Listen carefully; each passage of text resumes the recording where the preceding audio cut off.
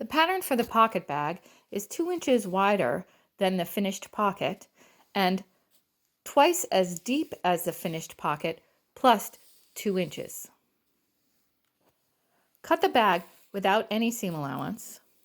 Cut the facing and serge both edges, and then cut 2 pieces for the jets or welts. Notice that my jacket is plaid, so I have matched my pattern for my pocket pieces. Cut a piece of press-on 2 inches longer and 3 inches wide to support the pocket on the inside. Use tailor's chalk to mark on the face of the wool.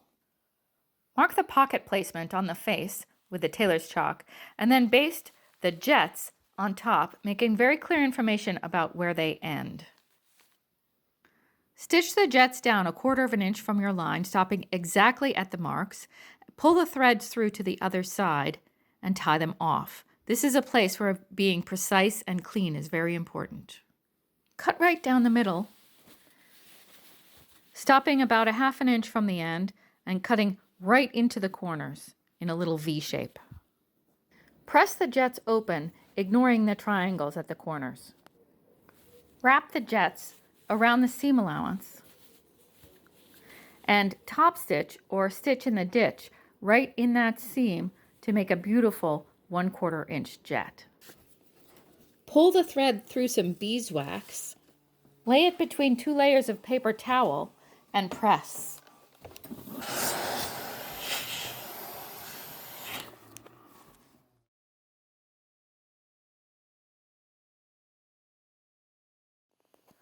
The flap is 2.5 inches wide by 1/8 inch longer than the opening of the pocket. It comes straight down at the front and pushes to the back 1/4 inch. I've cut a lining and put tricot on the back side. Stitch the short side, the bottom, and the short side to the lining and thread mark the top line. Trim the seam allowance down to an even 1/4 inch and clip little V's on the sharp curves. Turn and press, wrapping the wool slightly to the underside.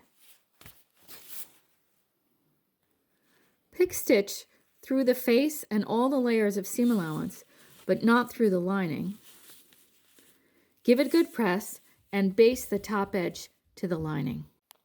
Slide the pocket flap under the top jet and baste it in place. Then pick stitch all the layers together in the ditch. Bar tack by hand the ends of the pockets together. Turn it over and from the face, baste the 2 edges together and give it a press. On the wrong side, baste the pocket closed. Make sure the triangles are pushed neatly through to the inside, and then stitch by machine along here. Stitch the serged facing piece to the top of the pocket piece. Facing side down, stitch the other end to the bottom of the pocket and press down. Fold the pocket up so that the facing is sitting behind the opening. Stitch across the top and then join the sides.